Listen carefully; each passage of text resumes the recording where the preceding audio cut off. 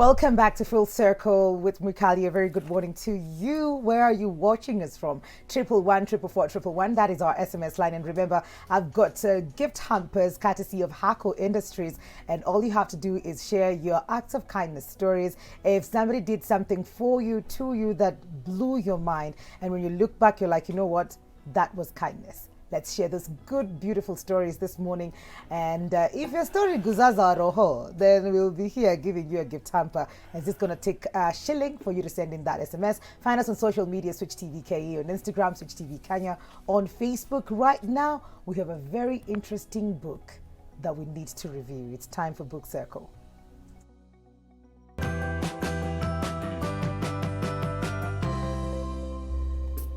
We have Emily Wahoma's book, The Journey to Purpose, Keys to Maximum Living. Emily, welcome to the show. Thank you, Mikali. Yeah? I'm happy to be here. Great, and you're wearing one of my favorite colors. So, yes, I'm very happy that you are here. So, Thank Journey to Purpose. Before we even get to the book, maybe you can introduce yourself to the people. Let us know what it is that you do. Yeah. All right. Thank you so much, Mikali. My name is Emily Wahome. I am a trailblazer, a very confident lady, and I'm a nutritionist. I lecture nutrition and dietetics at the university. Apart from that, I'm a wellness coach and inspirational coach. I also mentor. I'm the founder of Queen's Nutrition Consultancy Limited, a company that deals with wellness at individual level and also at corporate level. I also recently founded Ladies Wellness Forum, a forum where ladies meet every fortnight. And most of the time we discuss wellness matters. I'm very passionate about ladies' wellness. I like seeing women who are happy, vibrant, full of energy, and pursuing their goals. Absolutely. Apart from that, I'm happily married and a mother of 3. Yay!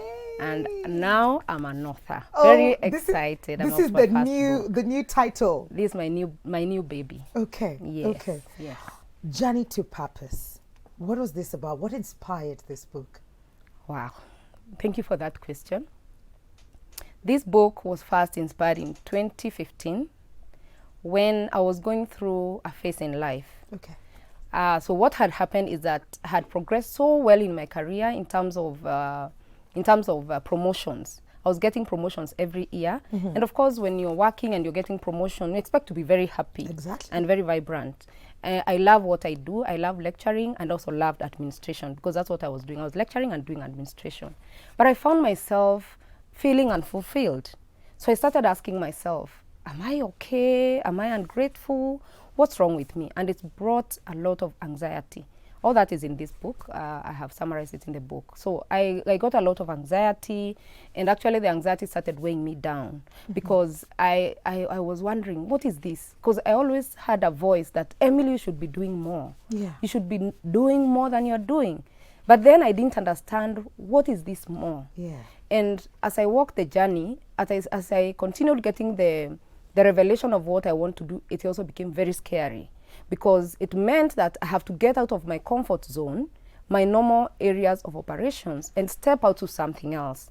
You have to agree with Kali, when you're stepping out of your comfort zone, it's very scary. Very scary. You're wondering, where do I begin? How will it be? What will people say? You know, all those voices. Yes. So I really struggled. The whole of 2015, that is what I was going through. Then in 2016, as I was going through this, I asked myself, how many people could be going through the same? Yeah. How many people probably are working, yes, you have a job, you're in a career, maybe you even love what you're doing like me, but in that space where you're not feeling fulfilled. Yeah. You feel that I should do more. Then I told myself, I think I need to write a book. I need to write a book so that if there's somebody who is going through that, then they can have something to fall back to. Because I went searching online and I got very good mentors. One of them is Dr. Miles Monroe. He has also written about purpose. So I listen to him every morning, every evening. There's also a Kenyan called Dr. Kinyanjui Nganga. I also followed him a lot. Lisa Nichols.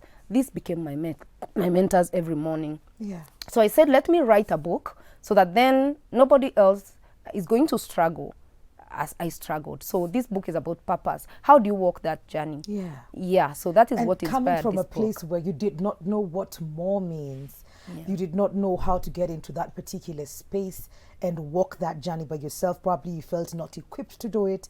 But how did you overcome that and be able to step into what your purpose is?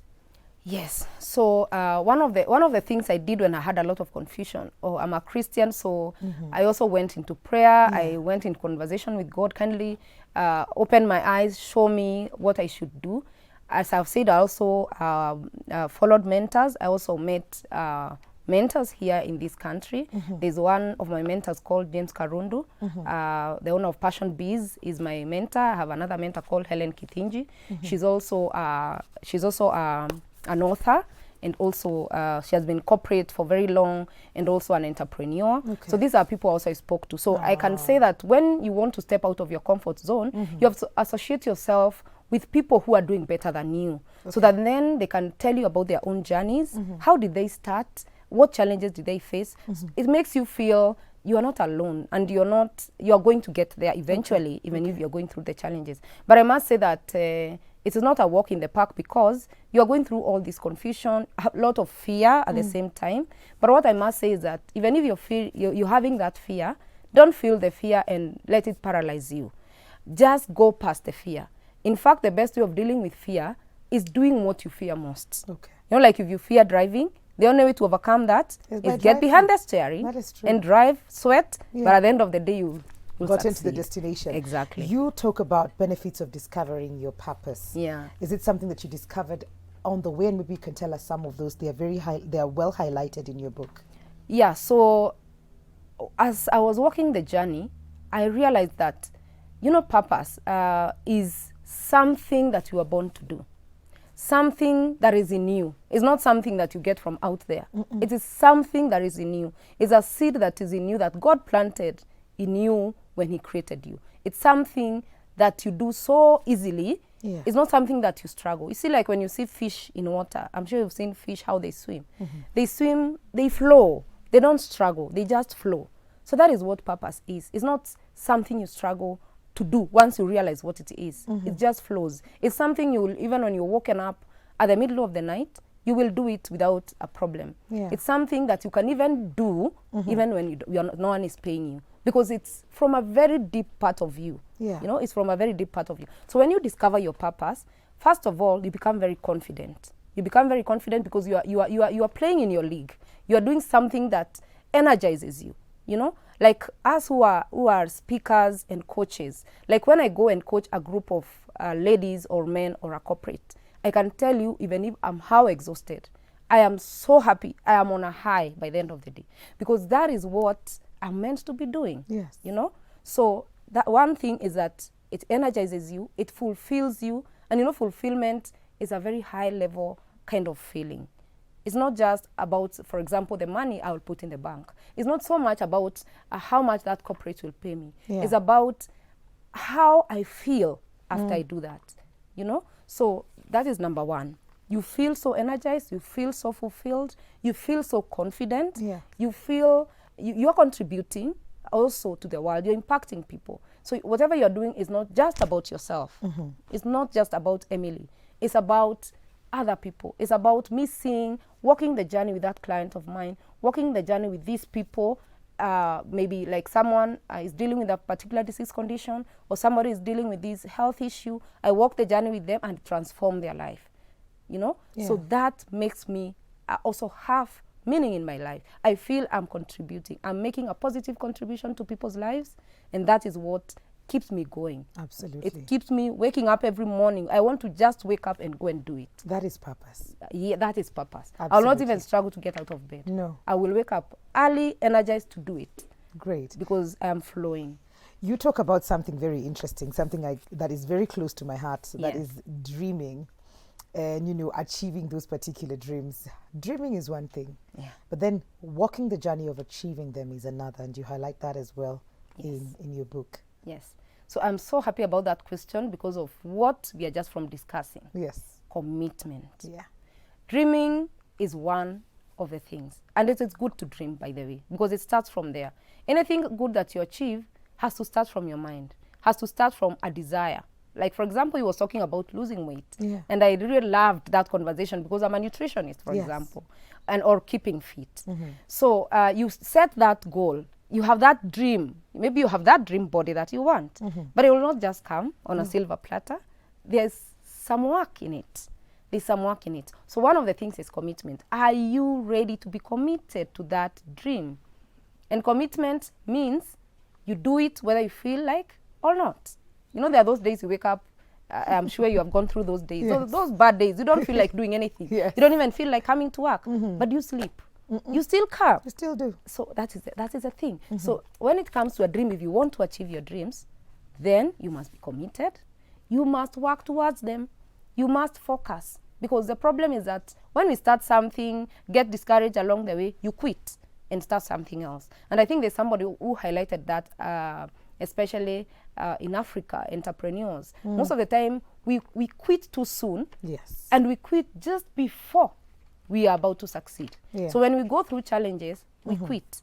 So we need to know that dream achievers do not quit on themselves. They just change strategies. Yeah. So if I find that the strategies I have are not working, I don't quit on what I'm doing. When I was writing this book, I'll tell you, it got to a point. 2015, I was scribbling. You know, I've never authored any other book, so I don't even know how to author a book. I'm in academics, so I write papers, research papers and all that. Yes. This is very different from research papers. So I didn't know. So I had to do a lot of work. I went online searching for other authors, searching for content and all that. Then I got to 2016, 2017, I was like, surely, I don't think I can be an author, you know? Self-doubt kicked in. Yes. And every time I wanted to take the manuscript to an editor, I felt, no, this is not good. I don't want this content to go out to public. It is not quality. You know, those negative things we tell ourselves, those negative things, they're very dangerous. They will steal your dreams. Then I told myself in December 2018, I told myself that I need to publish this book.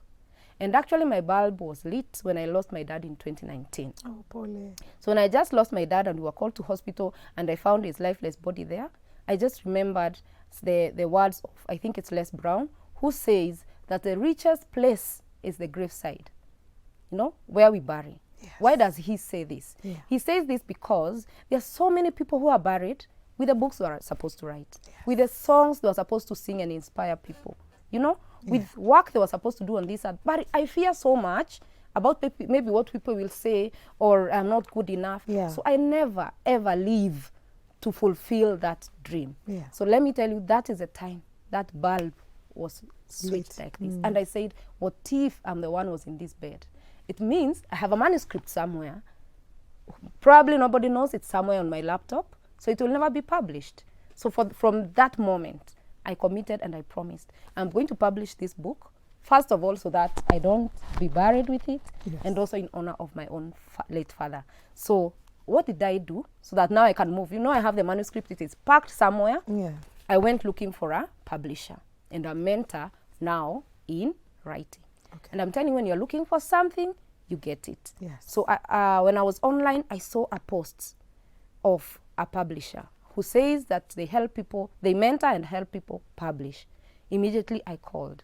I spoke to this great lady for more than 1 hour, and the journey started. And she pushed me. Every time I felt I don't want to send the manuscript, she told me, send it the way it is. We shall work on it. So this is none other than Joyce Gikunju. She's the owner of Bounce Back Books. At the back you can see. Yes. She's an amazing lady. She's not just a publisher. She's a mentor to authors. Any upcoming author who is doubting themselves, I'm telling you, this is a lady to go to. So she has mentored me all the way. She has coached me until I am here. And I'm grateful to her. And we are happy that you're here. Yes. Because I think you've qualified as a champion, as chapter 5 of your book. You talk about the qualities of a champion, and you go ahead to have a quote right there. It says, a champion is a winner, an overcomer, or a victor. Yes. Yes, I say that because you realize, and I keep saying this, is that there's no journey that you will just flow. You will walk without challenges. That's you true. will meet challenges every day in your life. But will that stop you? No. For you to become a champion, or for you to succeed in life, you must go past the challenges. Don't allow any hurdles along the way, any challenges along the way stop you. Yeah. You may take a break because you are human. You get to that particular place where you're feeling burnout or overwhelmed. That is a time you take a rest not a rest to quit, Yes. but to strategize, to think about the whole issue. How can I do it better? Who can help me? Because also we say champions walk on shoulders of giants. And that's the reason why I went looking for Joyce. Joyce is already an author. She's now has the skills in publishing and mentoring people too. So paying a coach is not actually wasting money. No. It is actually beneficial to you.